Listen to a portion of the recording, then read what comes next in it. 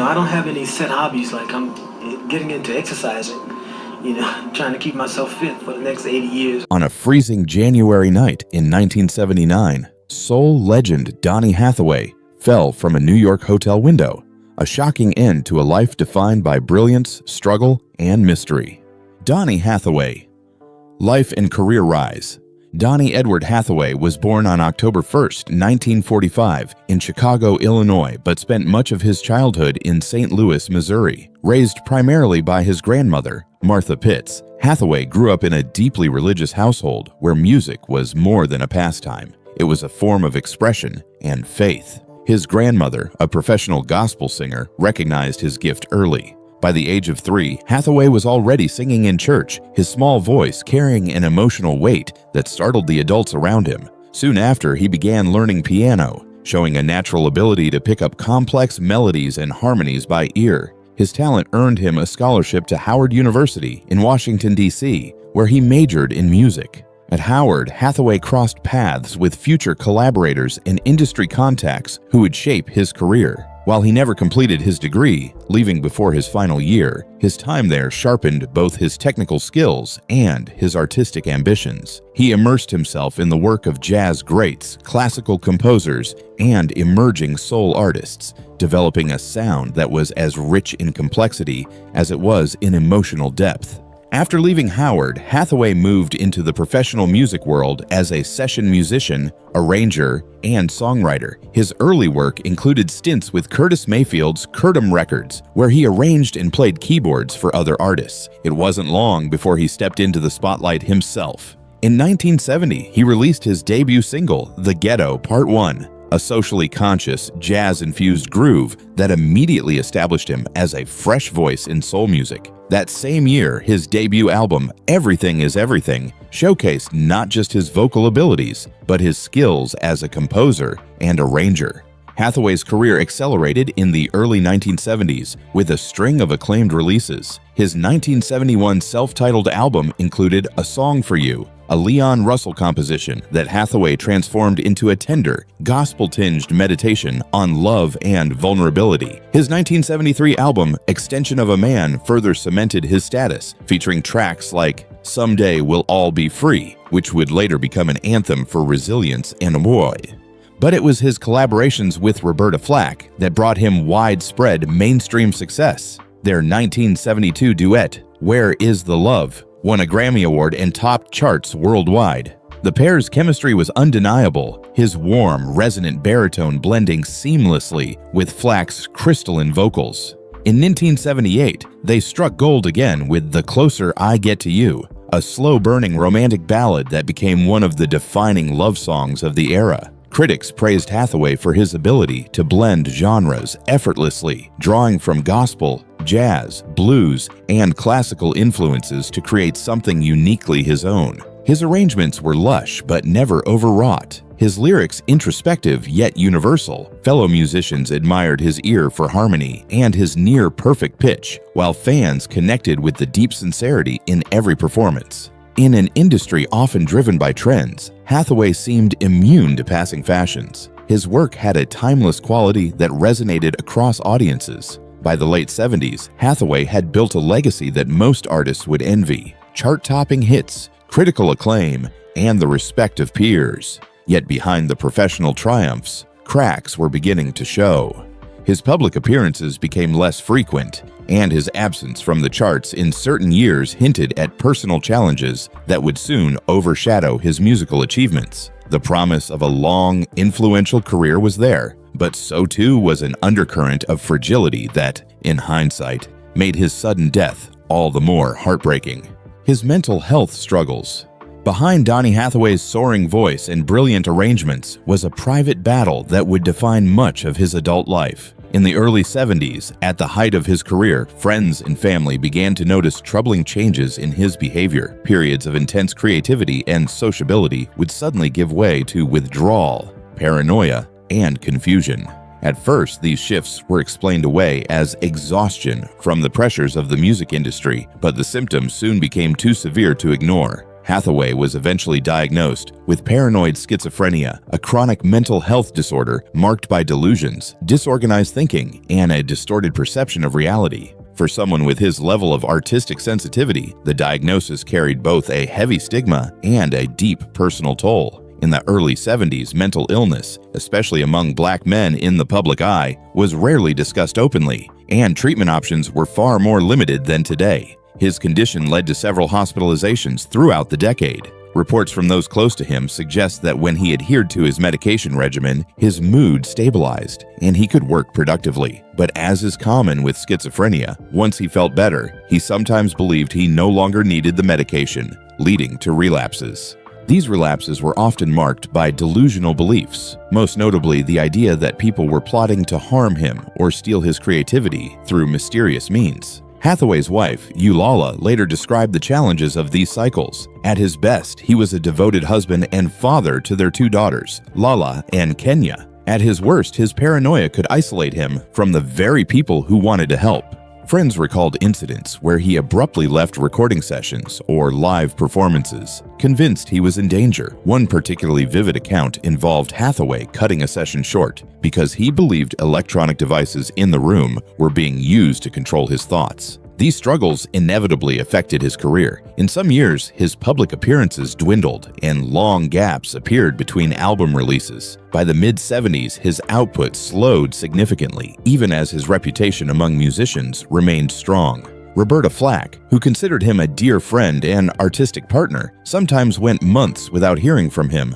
only for him to reappear suddenly, eager to work. She once told interviewers that collaborating with Hathaway could be like catching lightning in a bottle. Brilliant when it happened, but unpredictable in when and how it would occur.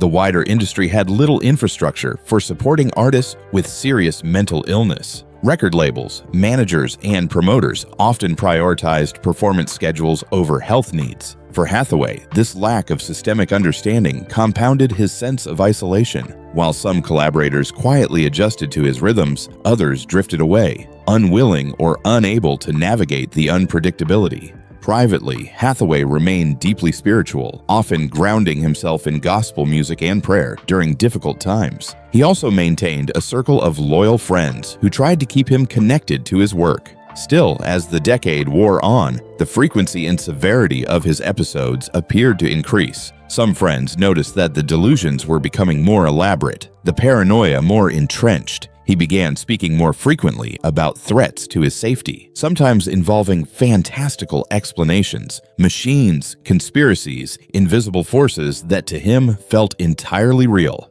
By 1978, there were hopeful signs. He reunited with Roberta Flack to record new duets for what would be their second collaborative album. Colleagues recalled moments in the studio when Hathaway seemed like his old self, focused, inspired, and in good spirits. But beneath those moments, the illness was still present, unpredictable, and capable of changing his demeanor in an instant. This unpredictability would come sharply into focus in January 1979 during what was supposed to be a routine recording session. It was a night that began with music and laughter, but ended in a spiral of paranoia that set the stage for the tragedy to come. The death scene. January 13, 1979, began like a hopeful step forward in Donny Hathaway's career. He had reunited with Roberta Flack to record new tracks for their second duets album, Roberta Flack featuring Donny Hathaway. The session was booked at Atlantic Records' New York City studio, and early in the evening, everything seemed to be going well. Hathaway was upbeat, chatting with Flack and producer Eric Mercury, and contributing ideas for arrangements. But as the night wore on, the shift in his demeanor was noticeable. Those close to him later said the change could happen suddenly. One moment engaged and collaborative, the next withdrawn and unsettled. Sometime during the session, Hathaway began expressing intense paranoia, convinced that someone was out to harm him. According to Mercury, Hathaway spoke about a machine that could read or control his thoughts, a recurring delusion he had mentioned before during episodes. The atmosphere in the studio became tense. Flack, sensing his distress, tried to calm him, but it was clear he wasn't going to be able to continue working. Eventually, the session was halted, and Hathaway left the studio. He was staying at the Essex House Hotel,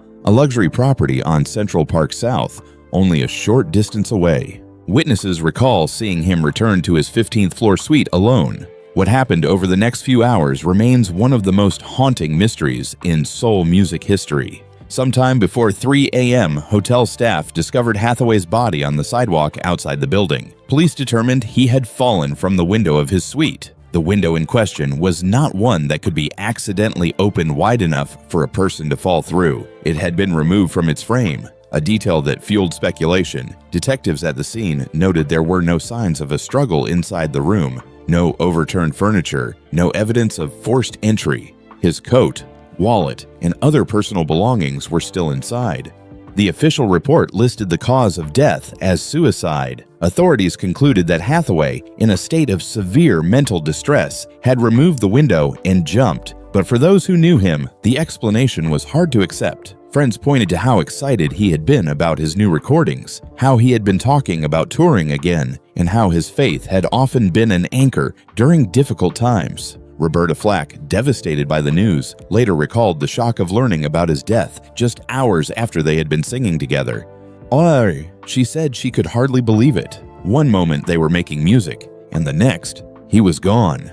The music community reacted with disbelief and grief. Hathaway was only 33 years old, an age when many artists are just entering their prime. His body was returned to Chicago for the funeral, where hundreds of fans, friends, and family members gathered to remember his extraordinary voice and complex life. Still, questions lingered. Why would a man with so much to look forward to end his life so suddenly? Was the episode in the studio earlier that night severe enough to push him to that point? Or was there more to the story? The lack of witnesses in his final moments meant that much of what happened inside that hotel room would remain speculation. That uncertainty would eventually feed into decades of conflicting accounts and conspiracy theories, whispers that perhaps the fall wasn't entirely voluntary. Some suggested foul play. Others believed it was a tragic but direct result of his illness. Regardless of the unanswered questions, one fact was undeniable. The music world had lost one of its most gifted voices in a sudden,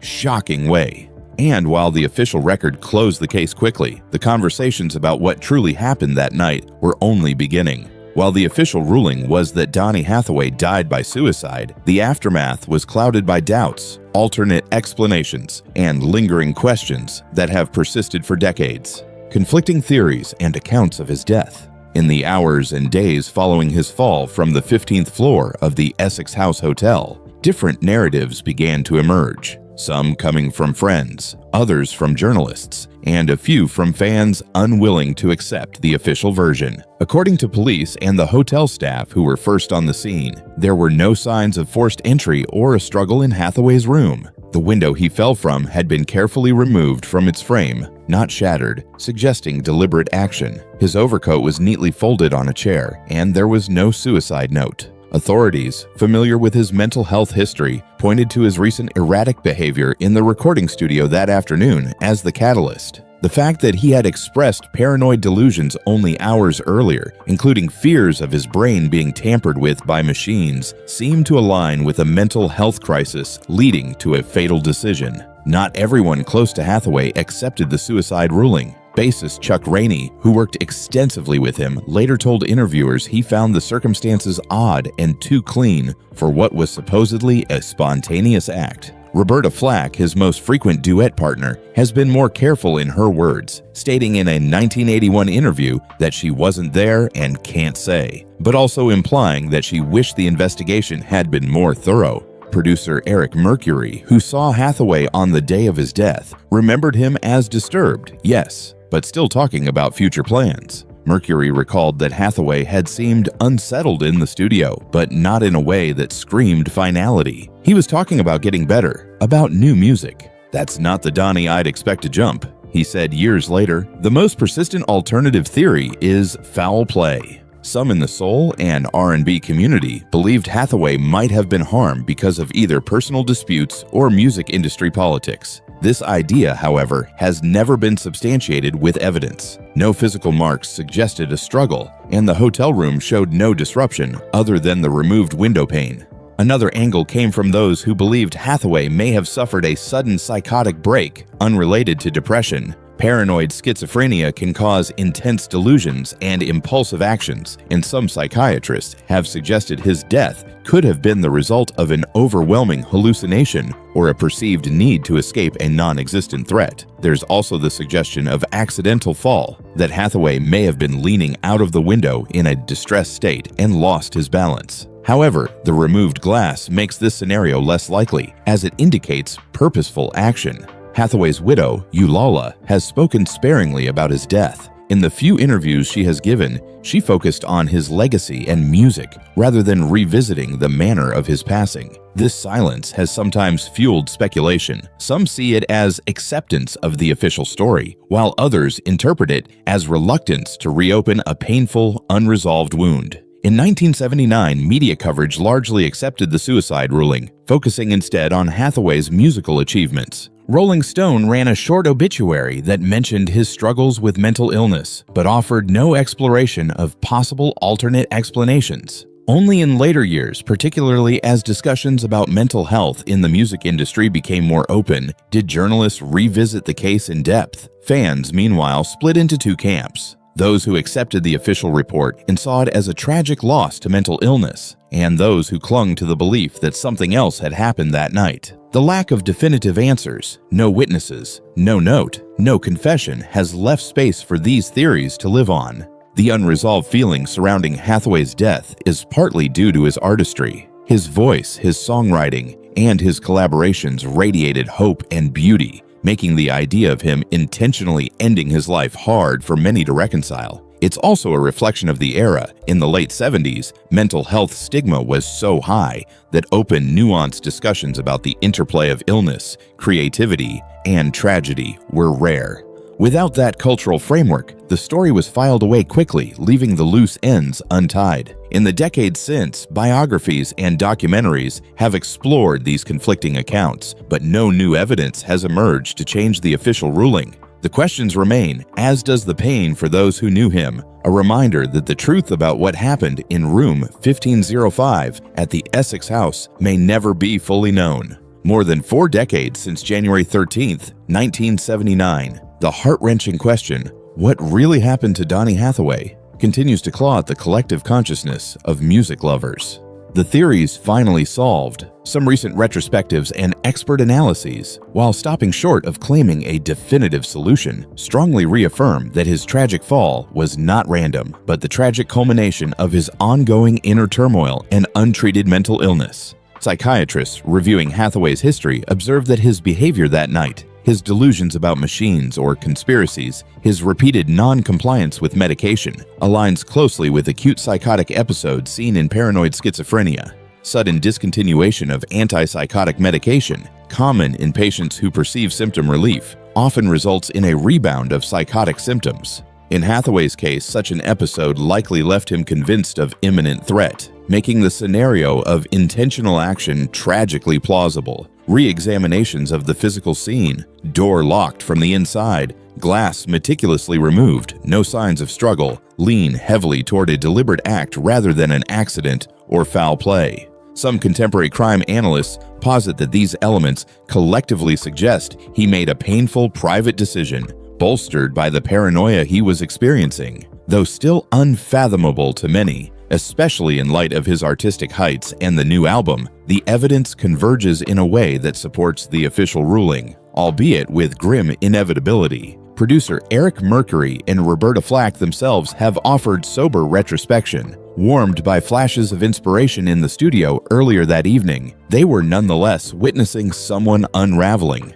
Mercury could not definitively say it was suicide, but acknowledged the deadly power of manic delusions. Their testimonies now carry the weight of hindsight. They were both alarmed by his distress and helpless in its wake. A less mainstream view that Hathaway might have tumbled accidentally after leaning into the window in a disoriented state persists. One biographical account recalls he'd occasionally sung and leaned out of windows in his Chicago apartment, occasionally prompting complaints. While intriguing, this notion remains speculative, particularly because the glass removal and lack of struggle provide stronger evidence for intent rather than accident. Ultimately, even with clarity on the mechanism, the psychotic break leading to suicide, the emotional puzzle remains unsolvable. Hathaway was not just a musician, but a luminary whose songs carried hope and love. Accepting that the same mind capable of "someday we'll all be free" was driven to desperation by that illness is heartrending. The solution, academically sound though it may be, offers no solace. It underscores how invisible struggles can consume even the most radiant souls. So, is the mystery truly solved? In a factual sense, yes, psychiatric patterns, physical evidence, and eyewitness accounts coalesce into a tragic but coherent explanation. A violent psychotic break resulting in suicide, yet the human cost of what was lost, and what might have been if mental health support had been stronger, means the wound never really heals. The script ends not with closure, but with the acknowledgement that solving the events of a night does not heal the spirit that was so cruelly broken. Legacy left behind. When Donny Hathaway's life was cut short in January 1979, the music world lost a singular voice, one that could bridge gospel fervor with jazz sophistication, soul warmth with classical precision. Yet, while his physical presence vanished, the resonance of his artistry has only deepened over time. The legacy he left behind is as layered and enduring as the man himself. Hathaway's impact on R&B, soul, and even hip-hop is undeniable. His arrangements, complex yet emotionally raw, set a high watermark for musical storytelling. Artists from Stevie Wonder to Lala Hathaway, his own daughter, have spoken openly about the ways his phrasing, harmonic choices, and emotional delivery shaped their creative paths. In the late 90s and early 2000s, neo-soul artists such as D'Angelo, Jill Scott, and Maxwell cited Hathaway's recordings as essential study material. Even in hip-hop, samples of "Someday We'll All Be Free" and "I Love You More Than You'll Ever Know" have surfaced in tracks by artists seeking to tap into that depth of feeling. While Hathaway was celebrated during his lifetime, many of his greatest accolades came posthumously. In 2012, the Recording Academy awarded him a Grammy Lifetime Achievement Award, cementing his status as one of America's most important musical voices. Several of his albums, Everything is Everything, Extension of a Man, and Roberta Flack and Donny Hathaway, are now regarded as soul classics, studied by music historians and enjoyed by new audiences through streaming platforms. One of Hathaway's most surprising legacies is his enduring association with the holiday season. His 1970 single, "This Christmas," was a modest success upon release, but over the decades, it has grown into one of the most played and covered Christmas songs of all time. Versions by Mary J. Blige, Usher, Chris Brown, and John Legend keep the song alive on radio and streaming each December, while Hathaway's original remains the definitive recording. For many listeners, it's not Christmas without hearing that bright, joyful horn intro and his warm, inviting voice. Though Hathaway's death was tragic, it has also had an unexpected influence on the way the music industry approaches mental health. His openness with close friends about his diagnosis, paranoid schizophrenia, was rare for a performer of his era, when such topics were cloaked in stigma. Today, his story is often referenced in discussions about the pressures artists face and the necessity of accessible, ongoing treatment. While the conversation has evolved significantly since the 70s, Hathaway's struggles serve as a heartfelt reminder that success does not shield one from internal battles. Hathaway's music remains a fixture in film, television, and advertising, often used to evoke deep emotional truths. A Song for You has underscored heartwarming scenes in movies and series, while the song "Someday We'll All Be Free" has been used in everything from documentaries on social justice to soundtracks that explore personal resilience. His work continues to serve as emotional shorthand for love, loss, and hope. Lala Hathaway has carried forward her father's musical spirit, earning her own Grammy Awards and critical acclaim while honoring his influence in her performances. On stage, she has covered his songs, sometimes using isolated recordings of his voice, so she can sing with him decades after his passing, a moving illustration of how his artistry continues to breathe. In the modern streaming era, Hathaway's audience has grown beyond those who experienced him in real time. Younger listeners discovering his music on platforms like Spotify and Apple Music are often struck by how contemporary his recordings still feel. His ability to merge classical technique with soul passion gives his songs a timeless quality, ensuring they never sound dated. Ultimately, Donny Hathaway's legacy is not just about the notes he sang or the arrangements he crafted, it's about the emotional honesty he poured into every performance. His voice was a conduit for joy, pain, longing, and hope, often within the same phrase. That emotional authenticity is why, more than 4 decades after his passing, his music still feels alive. His career may have been brief, but the emotional weight and beauty of his work have granted him an immortality that eludes most artists. Donny Hathaway left behind a catalog that doesn't simply endure, it continues to grow in meaning, proving that while the man is gone, the voice remains, forever echoing through speakers, headphones, and hearts.